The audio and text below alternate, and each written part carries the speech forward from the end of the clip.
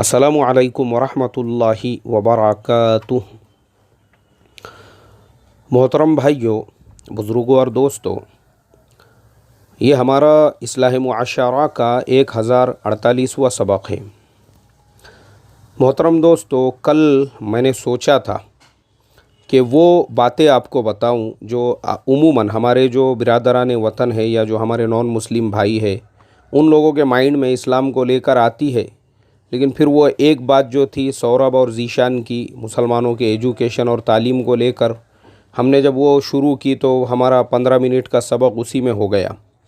तो मैं आज आपको बताता हूँ वो कुछ बातें जो उमूमन हमारे बिरादरान वतन के और अक्सर जो नॉन मुस्लिम्स हैं उनके माइंड में इस्लाम को लेकर पैदा होती है। उनमें सबसे पहली चीज़ आती है जिहाद। मैंने आप लोगों को शायद बताया हूँ, और वैसे मेरा इंग्लिश के अंदर जो कम्युनिकेशन है मेरे शागिर्द माइकल के साथ में, साउथ कोरिया के जो रहने वाले हैं, हम दोनों की इस्लाम और जिहाद को लेकर इंग्लिश में जो बातचीत हुई थी, क्योंकि अब वो बेचारे को तो हिंदी आती नहीं, और मैंने उसको जो जवाबात दिया था वो दोनों क्लिप मेरे ऑलरेडी मैंने यूट्यूब पे अपलोड किए हुए हैं। तो मैंने ये चीज़ देखा हूँ, किसी से भी अक्सर मुलाकात होती है वो यही बोलते हैं, भाई इस्लाम के अंदर ये जो जिहाद है, यानी जिहाद का उमूमन लोग मतलब ये समझते हैं उसके अंदर ये कहा गया है कुफ़ार को मारो, कुफ़ार को कत्ल करो, और फिर बोले जो मुसलमान नहीं है उसको काफिर क्यों कहते हैं। अब काफिर जो है ना, एक्चुअल में हमारे जो नॉन मुस्लिम भाई है उन लोगों को उसका मायने, उसका मतलब नहीं मालूम होने की वजह से उनको लगता है कि काफिर मतलब बहुत कट्टर लफ्ज़ है कोई, और काफिर के कोई बहुत ही ख़तरनाक मायने होते हैं क्या मालूम। तो मैं आज जो है ना पहले ये 2 पॉइंट लेता हूँ, फिर आगे की बात और करता हूँ अभी। तो पहले शुरू जो है ना, सबसे पहले तो हम जिहाद को समझे। देखो जिहाद जो है उसके मायने आते हैं कोशिश करने के, मेहनत करने के, और किसी चीज़ को हासिल करने के लिए आप जो भी कोशिश और मेहनत करते हैं उसको जुहद कहते हैं, उसी से जिहाद बना हुआ है। हज़रत मोहम्मद सल्लल्लाहु अलैहि वसल्लम के ज़माने में जो जिहाद होते थे, अब तुम उनकी लाइफ को अगर देखोगे उठाकर, तो उन्होंने क्या किया, जितनी भी लड़ाइयाँ अपने ज़िंदगी में लड़ी है आपको सारी डिफेंसिव लड़ाइयाँ मिलेंगी, सारी डिफेंसिव। उन्होंने अटैकिंग एक भी लड़ाई नहीं लड़ी। आप उनकी ज़िंदगी को अगर आप देखोगे तो सबसे पहली जो लड़ाई है वो ग़ज़वा बदर की है। बदर कहाँ पर है? बदर मदीना से सिर्फ़ कुछ किलोमीटर के दूरी पर है। तो मक्के वाले 1000 की फ़ौज लेकर आए, और आने के बाद में उनको अपनी पूरी जमात को, जो उस वक्त में थे 313, उनको लेकर निकलना पड़ा और अपना डिफेंस करना पड़ा। उन लोगों के साथ में जो लड़ाई लड़नी पड़ी, तो ये जो उन्होंने लड़ाई लड़ी, जो मेहनत की, उसी मेहनत का नाम जिहाद हुआ कि अल्लाह के रास्ते में उन्होंने जो जिहाद की और अपना डिफेंस किया और उनसे मुकाबला किया। उसके बाद दूसरी लड़ाई होती है, उसका नाम है उहद। उसको अगर आप देखोगे तो उसके अंदर भी आपको यही मिलेगा। उहद पहाड़ तो बिल्कुल मस्जिद नबवी के सामने नज़र आता है, बिल्कुल सामने नज़र आता है। मैं समझता हूँ शायद कुछ किलोमीटर के फासले पर वो होगा। वो तो बिल्कुल मदीना में पहुँच चुके थे, मक्का से उन्होंने इतना लंबा फासला किया और वहाँ से पहुँचकर जो है आपके ऊपर हमला किया, तब आपने अपना डिफेंस किया। खंदक तो मदीने के अंदर वो लोग आ गए और इन लोगों को मदीने में खंदक खोदना पड़ी। तो बहरहाल सबसे पहली चीज़ तो मैं आपको बता दूं, जिहाद के मायने आते हैं कोशिश करने, मेहनत करने के। और हज़रत मोहम्मद सल्लल्लाहु अलैहि वसल्लम ने अपने ज़माने में जितनी लड़ाइयाँ लड़ी, आपको हर एक में जो है यही मिलेगा, क्योंकि आप जो है पीस और अमन वाले थे, इसीलिए आपको रहमतुल लिल आलमीन कहा गया है। आपकी जो सिफत है, आपने माफ़ करने वाले काम किए, अक्सर आपने माफ़ किया अपनी पूरी ज़िंदगी में, और आपने हमेशा लड़ाई को, झगड़े को अवॉइड किया। लेकिन अब कोई आपके सर पे ही आके बैठ जाए, तब जाके मजबूरन आपको बदर में निकलना पड़ा, फिर उहद के अंदर आपको बाहर निकलना पड़ा, और खंदक में तो आपने जो है खुद अपनी पूरी जमात को ही एक खंदक खोद कर 3 पहाड़ों के बीच में जो है उनको महफूज कर लिया, सेफ़ कर लिया।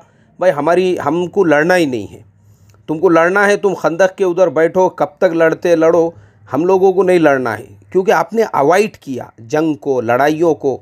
ये हमारे नबी की सिफत है, और हमारे नबी की शान में जो शेर कहा है शायर ने, जो आपकी ये जो सिफत थी ना माफ़ करने वाली, तो कहा कौन अपनाते हैं और कौन दगा देते हैं, हम तो दीवाने हैं भुला देते हैं, हमने सीखा ही नहीं बैर किसी से रखना, हम तो दुश्मन को भी जीने की दुआ देते हैं। ये सिफत हमारे नबी की थी।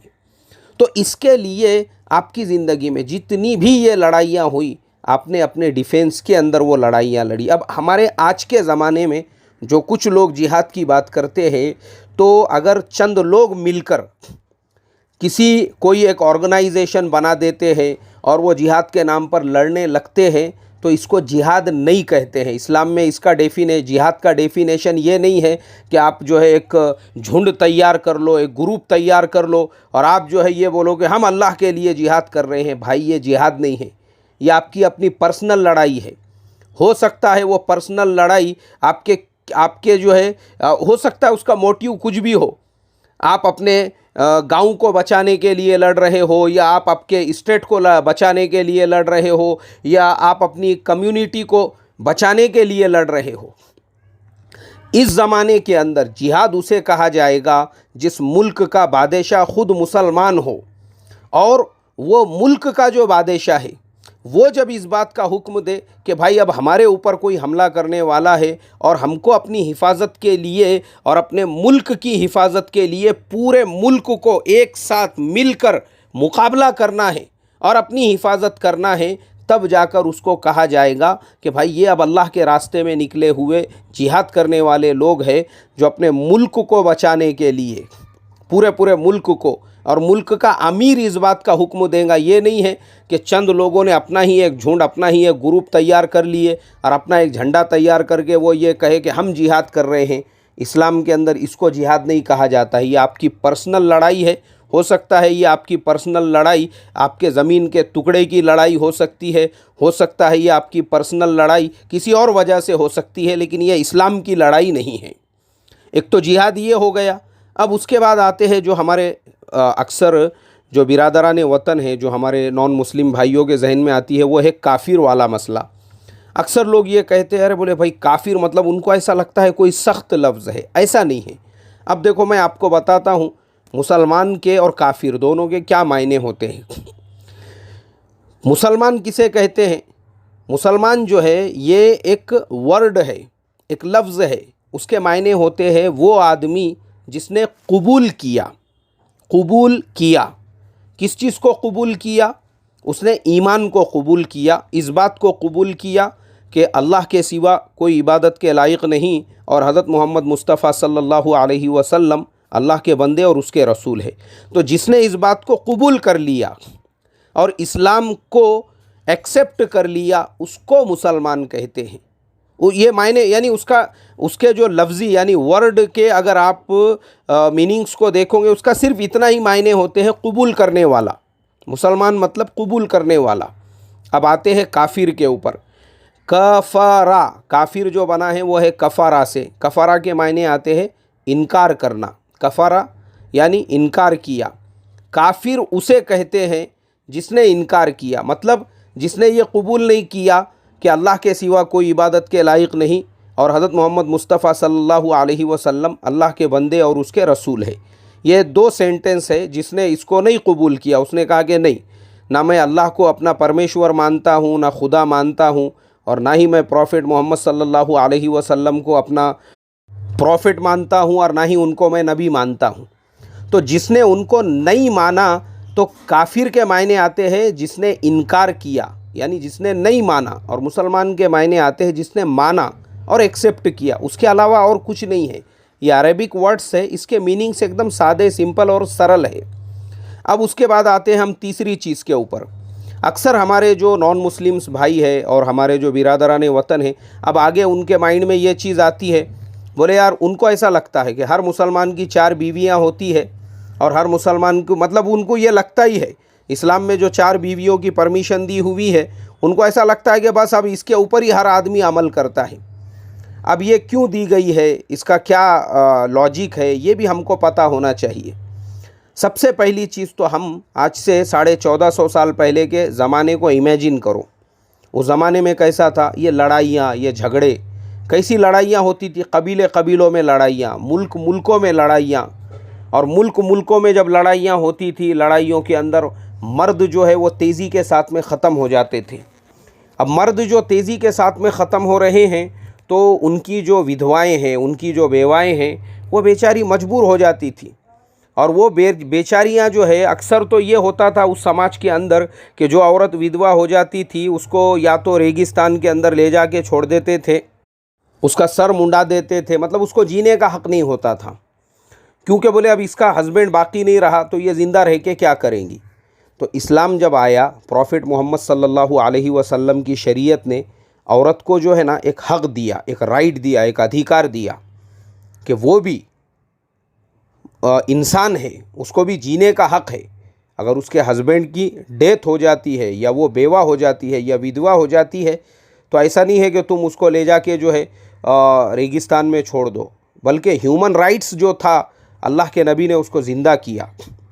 और एक चीज़ मैं आपको बताता हूँ, 1450 साल पहले के ज़माने को इमेजिन करो तो आपको पता चलेगा कि उस ज़माने के अंदर पहले तो एक कम्युनिटी ऐसी थी जो औरत को इंसान ही नहीं मानती थी, एकदम औरत को गिरी हुई मखलूक समझती थी। अब आप आज के हिसाब से सोचो ना भाई मेरे, आज के ज़माने के हिसाब से सोचो कि आज के भी ज़माने के अंदर कई मर्द ऐसे हैं जब वो सुनते हैं कि उनको बेटी पैदा हुई तो सूरत उनकी उतर जाती है। कई बूढ़ियाँ ऐसी है जब वो सुनती है कि बेटी पैदा हो गई है तो वो बुढ़ी दहाड़े मार मार के रोना शुरू कर देती है। पता नहीं वो बुढ़ी की दोनों किडनियाँ निकल गई या पता नहीं उसका ऐसा कौन सा लॉस नुकसान हो गया। जो सास होती है 6-6 महीने अपनी बहू से बात नहीं करती है, क्यों? और अफसोस की बात तो ये है वो ख़ुद भी एक औरत होती है और औरत के पैदा होने पर उसको इतना टेंशन आता है। और हमने देखा हमारे देश के अंदर गवर्नमेंटों को ये बहुत से जो सोनोग्राफी सेंटर्स है उसके ऊपर क्यों पाबंदी लगाना पड़ी, क्यों ऐसे कई हॉस्पिटल्स मिले जहाँ पे मासूम छोटे छोटे बच्चियों के यानी जो अर्भक है या जो उनको फेंका गया था वहाँ पे, उनके हमल ज़ाय करा के ऑपरेशन करा के उनको फेंका गया था वहाँ पे। क्यों? आज भी हमारे देश के अंदर आप देखोगे रोज़ाना कई ऐसी मासूम बच्चियां हैं जिनको पैदा होने के बाद ट्रेनों में छोड़ दिया जाता है, स्टेशनों पे छोड़ दिया जाता है और मस्जिद और दरगाहों के सामने लाकर छोड़ दिया जाता है। क्यों आज हमारे देश में ऐसा है? तो आप सोचो आज के ज़माने में लोग वो बेचारी जो बेटी है फूल के जैसी, उसको उसके साथ में ऐसा सुलूक करते हैं। 1450 साल पहले का ज़माना कैसा होगा? और वो भी वो औरत जिसका हस्बैंड मर जाए। तो उसके बाद कुरान में अल्लाह ताला ने कहा कि नहीं, ऐसी जो औरतें हैं जो विधवा हो जाए, जो बेवा हो जाए, उनको जीने का हक़ है। वो 4 महीने 10 दिन की इद्दत गुजार कर किसी और मर्द के साथ में शादी कर सकती है और अपनी सेकंड लाइफ को स्टार्ट कर सकती है, शुरू कर सकती है। तो 4 शादियों का हुक्म दिया मर्द को, और इसलिए दिया ताकि एक मर्द अगर 4 औरतों से शादी करेगा तो वो औरतें जिनके हस्बैंड जो है जंगों के अंदर मारे जा चुके हैं या जो बेसहारा हो चुकी है, उनको कम से कम किसी का सहारा मिलेगा। आज भी अगर आप दुनिया के हालात देखोगे तो हमारे मुल्क के अंदर हम लड़कियों को पैदा नहीं होने देते हैं। इसके लिए आज कई स्टेट्स ऐसे हैं जहाँ पे मर्द और औरत का जो सेक्स का रेट है उसमें ज़मीन आसमान का फ़र्क हो चुका है। अल्लाह हिफाजत फरमाए। तो इस्लाम ने कहा ऐसा मत करो, बल्कि एक मर्द अगर उसको 4 औरतें अगर वो कर सकता है तो वो लीगल तौर पर उससे शादी करे, उससे निकाह करे, उसको अपने निकाह के अंदर रखे। अब आप सेकेंड और फर्स्ट वर्ल्ड वॉर का ज़माना देखेंगे तो आप देखो इतिहास जाके कि ख़ुद यूरोप के अंदर मर्द ख़त्म हो चुके थे, सिर्फ औरतें ही औरतें चारों तरफ नज़र आती थी। तो इस्लाम में जो है ना, इस्लाम में जो ज़िना है, जो अडल्टरी है, उससे इस्लाम ने कट्टरता के साथ में रोका है। इस्लाम में इसके लिए ज़रा बराबर भी परमिशन नहीं है। इस्लाम ने कहा कि तुम लीगली किसी को वाइफ बनाकर उसके साथ फ़िज़िकल रिलेशन बना सकते हो, तुम अडल्टरी नहीं कर सकते। तो प्रोस्टिट्यूशन जो है उस पर लगाम लगाने के लिए इस्लाम ने मर्द को ये इजाज़त दी, और औरतों के लिए भी कि वो किसी की बीवी बने, वो ज़्यादा बेहतर है इससे कि वो मर्द मरने के बाद में है प्रोस्टिट्यूशन के धंधे में जाकर गलत तरीक़े से पैसा कमाए। तो आज हमारे समाज में वही हो रहा है कि जो लोग 4 बीवी वाले इस्लाम के इस इजाज़त को ऐब समझते हैं, उनको उस पर ऐब नज़र नहीं आता है जो समाज के अंदर इतना प्रोस्टिट्यूशन भरा हुआ है, न्यूज़पेपर्स के अंदर उसके ऐड आते हैं। तो इसके लिए आप अगर इसके फैक्ट को देखोगे तो आपको ये चीज़ समझ में आएंगी। मैं दुआ करता हूँ अल्लाह ताला से कि इस्लाम पे उंगली उठाने से या इस्लाम की किसी बात पे ऑब्जेक्शन लेने से पहले हम उसकी सही से स्टडी करें, उसके लॉजिक को समझें कि ऐसा क्यों है बोलकर। तो मैं समझता हूँ हमको उसका सही और इत्मीनान बख्श जवाब ज़रूर मिलेगा। अस्सलामु अलैकुम वरहमतुल्लाहि वबरकातुहू।